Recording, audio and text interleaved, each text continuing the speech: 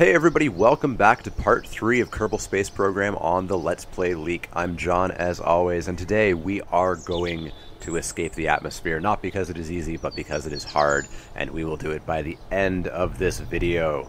And that's enough JFK for me. So, we unlocked a bunch of stuff that's going to help us get to space. We unlocked some pretty big booster rockets. We unlocked some other stuff as well.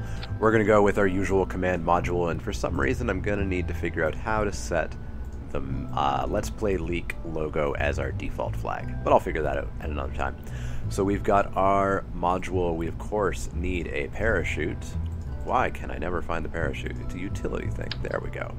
So we have that parachute. We do have the radial parachutes now as well. These are pretty cool. So I could slap, two of these on the side, and the parachutes will pop out like that. It gives you a lot more drag. So if you're setting down heavier things, it'll be a bit easier. But we can still get by with just the one. We've got ourselves a service bay we're not going to use, and some micro struts. Now we're hopefully on this flight getting out of the atmosphere, so we're going to need a heat shield. So we're going to throw that heat shield down there, and that will protect our command pod on re-entry, hopefully, as long as we get the angles right. I'm actually completely unexperienced with the new re-entry effects, so there could be some dead Kerbals in our future, who knows. But we're going to slap that on, and then of course we need ourselves a stack decoupler actually glued on. There we go. That will shoot off all of our previous stages, because we just want this to come back. One other thing we're going to need is some goo, because we're going to be up in a different area. We're going to be out of the atmosphere, so we're going to want to do some experiments, of course. So we've got our goo slapped on. We have the Science Junior as well, and I'm going to try to bring that up. It may make us a little bit too heavy, but it'll get us some more science. So this is basically a big sort of science bay, and when you observe it, it'll open up and expose itself to the biome that it's currently in and get a fair bit of science. It is pretty heavy, which is why you get so much science from it, and we're actually going to need to get the science back out of this, and I'll show you how to do that once we get up there. But we're going to do that, and then we will need, of course, some rockets. We'll need to actually get out of the atmosphere. We'll need to get off the launch pad, for that matter. So since we're going to be ditching the Science Junior, we don't need a stack decoupler under it. We can just have some fuel tanks. And we'll go with a couple of liquid fuel tanks. Liquid fuel definitely helps out a little bit with throttling and with control and things like that. You can turn them off, which is nice. Now we got a new engine. We have the T30 and we have the T45 swivel. The T45 swivel actually gives you a little bit more control of the rocket. And so it's really useful compared to this one. I think the trade-off is, yeah, you get a tiny little bit less thrust, but I always use these swivel engines to start with. Now we've been using these solid boosters here, these little squat ones, but look at the size of these ones we just unlocked. These are the same as the little ones. They're gonna turn on when we turn them on, and they're not gonna turn off until they're empty. But boy, do they give you a lot of thrust. So that's what's gonna be hopefully getting us out of the atmosphere. But we're going to need to build this rocket a little bit more before we slap those on. We are going to throw one on the center, and then we're going to throw some around the sides. We still don't have the radial decouplers, unfortunately, the ones that I can put vertically, and so they'll sort of shoot out sideways. So we will have to do our good old slap on some of these steel girders and slap the boosters on there. Could make our ship a little bit unstable, but we'll see. We will see. So I think that might be our ship. I am going to throw some wings on. These apparently could help us stop the issues we've been having with the rocket kind of tilting and spiraling and bad stuff like that. Kind of weird to have them on those four. It really doesn't look right, and it may not do anything properly. I'm pretty new to the new aerodynamics as well. Back when I used to play this extensively, the aerodynamics were a lot simpler. But yeah, I think this might be our first attempt at getting out of the atmosphere. I don't think there's any other parts we really want to throw on per se. Yeah, no, I think we'll just go with this. So, we want to make sure our staging's correct, of course. We've got those four. The middle one we want to fire at the same time. We want all 5 of these bottom boosters to fire. Shoot them away, shoot the liquid fuel, shoot that away, parachute. Alright, so this may or may not get us out of the atmosphere, but let's give it a go. Here we are on the launch pad. Those outer boosters are slightly bending out a little. I don't necessarily like that. But so what we can do is we have a pilot and we can turn on SAS by pushing T. You see the SAS light came on. Basically, the pilot is going to attempt to keep the ship straight, and having that swivel engine on the middle stage will help out as well, because it has some, I don't know, some sort of computer gadgetry in it or something that helps keep you a little bit more stable. Eventually we will get actual devices we can put on the rocket that will help us with that as well, and help us even more when we have unmanned rockets like probes and things. But yeah, we're gonna see what happens with this rocket. We're gonna push space and see where we go. Well, we're going up. I don't see any turning happening. I see a bit of wobbling happening here, but I don't see it sort of falling over at all, so that's good. That is good. We are going to bust some speed records, I think. We're already about to hit 500 meters per second. Yeah, we're getting some pretty good speed here. Let's throttle up to full for our liquid engine. And here we go. We are 13,000 kilometers up, or... Sorry, 13 kilometers up. I've got to get better with those measurements here. And we're actually going to start a gravity turn now. We're going to turn the ship... Oh, dear. The gravity turn should have been a little bit more smooth than that. What you do is you tilt your ship to about 45 degrees. About 45 degrees. There we go. And what this does is it just helps you get into orbit a little bit more easily.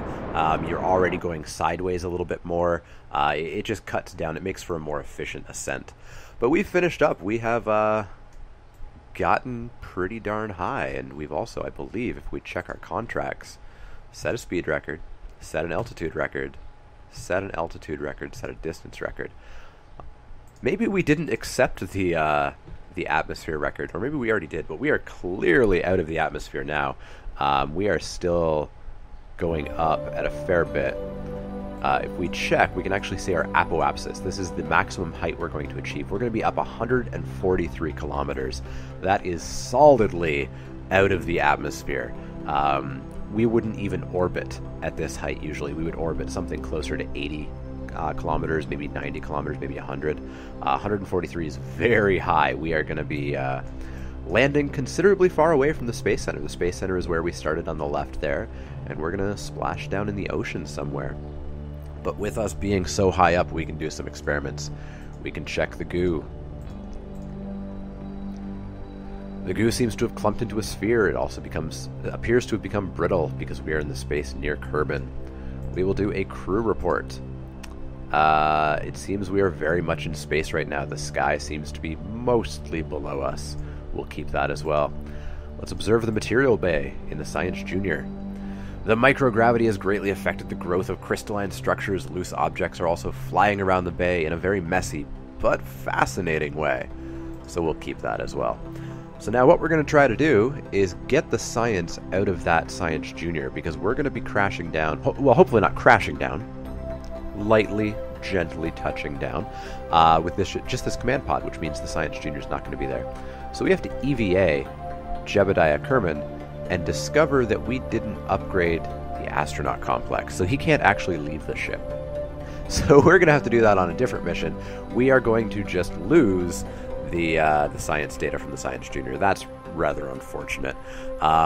Basically, what you can do is you can bring, and we'll be doing this frequently in later episodes, you can bring your Kerbal out of the ship, and they'll latch on to the little ladder here, and you can have them come down and take the science out and store it within themselves and bring it back up to the command pod.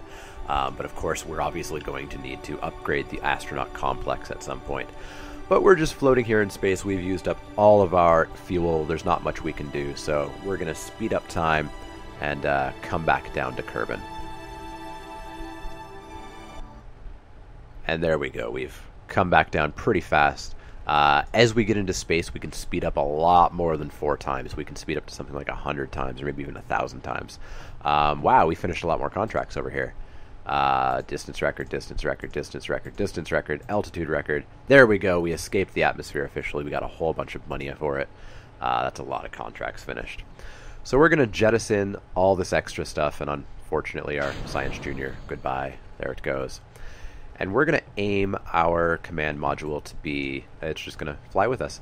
We're going to aim it sort of the exact way that we're falling, and that will hopefully put all of the emphasis on the heat shield and not blow up, you know, these mystery goo containers, for example. May as well observe a mystery goo container here. Nope, we've already done that science. We would have only gotten 0.4. So there we go. Re-entry effects are done. Our ship survived. Our mystery goo survived.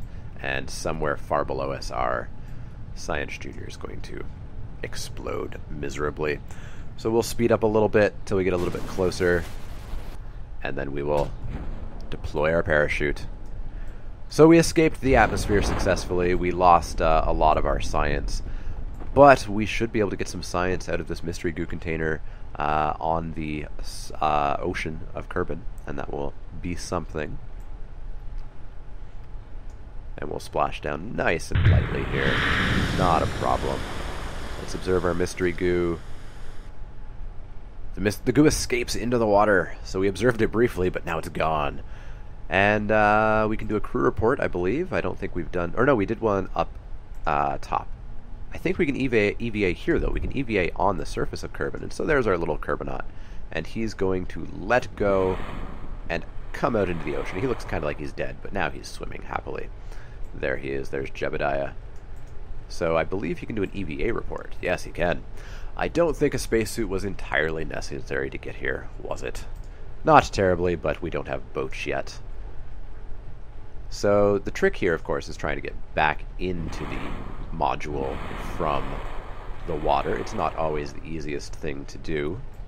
And you don't necessarily have to. It just makes for ever so slightly easier recovery. But no, it's not terribly worth it to me. So Jebediah is actually his own vessel right now. Because we're on the surface of Kerbal, we can recover our vessel wherever it is. And so we'll recover Jebediah. Our vessel with all of our science and our mystery goo and the money that that command pod is worth and etc. is just sort of abandoned way out off in the ocean somewhere. So we got the stuff that Jebediah had. We didn't get any parts back, obviously. Jebediah doesn't have any parts. And we got our crew back. So we have to go to the Space Center. And this will show us where everything is, including all of our guys. And here we have Kerbal. And I'm not seeing my ship. Where is my ship? There it is. So it was hidden in the clouds right here, Untitled Spacecraft. And so we can go to it and we can fly it if we wanted to. There's no reason to, plus there's no pilot there anymore. But we can just recover it. And that will get us the science that we needed. There's all of our science, our 27 science, our parts that we got back, we got our money. And no crew, obviously, because we recovered Jebediah a little bit earlier. So we got some science. Let's see what we can do with it. We have 42.8. We can't quite get advanced rocketry or anything really on this tier. But we can get stability. And stability is going to get us the radial decoupler. It's going to get us some more wings, nose cones. Stuff that I imagine is probably pretty darn helpful for keeping your rocket going straight and not having it go crazy. So we're going to research that. Other thing we're going to do is upgrade some stuff. We upgraded the launch pad earlier so that we could get bigger ships. We are apparently going to upgrade the launch complex because, of course, if we upgrade it, we see that Kerbals can only disembark on Kerbal. If we upgrade, they can disembark anywhere. They can perform EVAs. They can also put EVAs, or on EVAs they can place flags, and that'll be pretty useful. It's only 75,000 funds, and we have 357,000 funds. What other upgrades could we do? Well, there's the spaceplane hangar, but we're not going to deal with that for quite a while. Research and development. We can get more science if we upgraded it. We can't remotely afford to upgrade this, however. We can also get surface samples, which are very useful. Lots of science there, especially when we're going to other places. We could upgrade the tracking station. That will give us patched conics, which I'll describe later, because I can't quite think of exactly what they are. There's something about predicting orbits and where they might go. Upgrading the vehicle assembly building would give us more parts, and we will need that pretty soon. 30 parts is pretty low, and the upgrade immediately gives us access to 255 parts in a single rocket, which is a lot. That's going to allow us to build very complex rockets. There's the administration building. We can get active strategies, And I'll actually explore this right now, because we won't be doing another flight in this video, unfortunately. We'll be doing a little bit of extra stuff. Our next flight might be an orbit of Kerbal. We might already be up to that. But this is the strategies, the administrative sort of building. And you can activate these strategies. You can do a fundraising campaign, which basically turns your reputation into funds. Or you can turn your science, or you can turn your reputation into science, or turn your money into science. Basically, you can turn one resource into another resource. And it's very useful for whatever resources you need.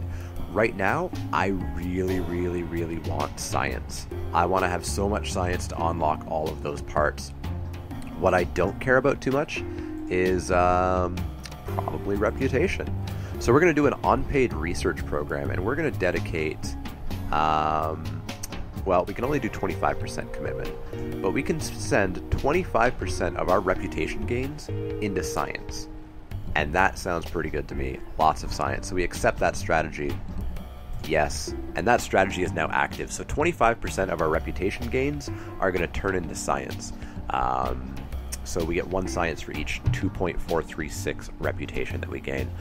Pretty good way to get whatever you need, whether it be money, whether it be science, whether it be reputation, whatever you need. We also have mission control. Currently we can have 2 active contracts. If we upgrade it, we can get 7 active contracts. But we do have to upgrade the tracking station for flight planning. And flight planning is actually pretty important. We're going to need that before long, so I am going to do those upgrades as well. So we'll upgrade the tracking station. It's looking a lot fancier now. And we'll also upgrade mission control. Flight tracking, flight planning is basically going to give us access to these little nodes that we can stretch out and basically figure out what maneuvers we need to do to get into a certain orbit or to send our ship into a certain place. And you'll see that when we do the orbit video as well. But also, one last quick thing to check over. We go back to mission control and suddenly we have tons of contracts available. We'll be orbiting Kerbal next video, I hope, if we're successful. But there's other things we could do. We could test different parts. We could perform visual surveys. We could ferry tourists to their destination. We could do all kinds of contracts now that give us all kinds of money. Now, visual surveys, ferrying tourists to different destinations, those require usually space planes, or not even space planes, but rather just planes, because you have to go to very specific places on Kerbal, and that's pretty hard to do with a rocket that just goes up and down. These other contracts I'll talk about in a later video as well, testing certain types of parts in certain situations. Some of them are very easy, some of them are very difficult, but maybe we'll do a few of them here or there. But that's going to be about it for that video. We successfully reached we're already in the atmosphere. We reached beyond the atmosphere. We got to space. We got to actual space.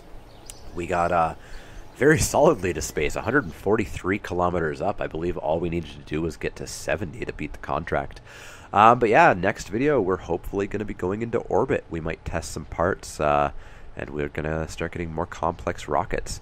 After orbit comes unmanned probes, the moon, landing on the moon, all kinds of crazy stuff. But I'll see you guys for those later videos. I am the Let's Play Leek. You've already found me here on YouTube. If you like the videos, make sure you click those little thumbs up icons. If you want to subscribe to the channel, that would be fantastic. There's a subscribe button below the videos, then there's one in the outro of each video. That'll keep you up to date on all the latest Kerbal space program career missions that we get through. It'll also keep you up to date on all the other videos that are going to come on this channel. I have a few different ideas for series, things such as playing through my Steam library. I have an ungodly number of games, including several, which is an understatement, that I haven't played yet. So I might try to just play through my Steam library, just giving you bits and pieces of the various games I have. I'm also going to look at possibly doing Humble Bundle series, where I show you kind of what the Humble Bundle games are this week, giving you a brief overview. I'm looking at doing reviews. I'm looking at doing a number of different things. If you have suggestions for what you want to see on this channel, what you want to see me do, definitely let me know as well in the comments below. As always, if you like the videos, thumbs them up. Any comments, suggestions, questions, let me know. Otherwise, I will see you all next time.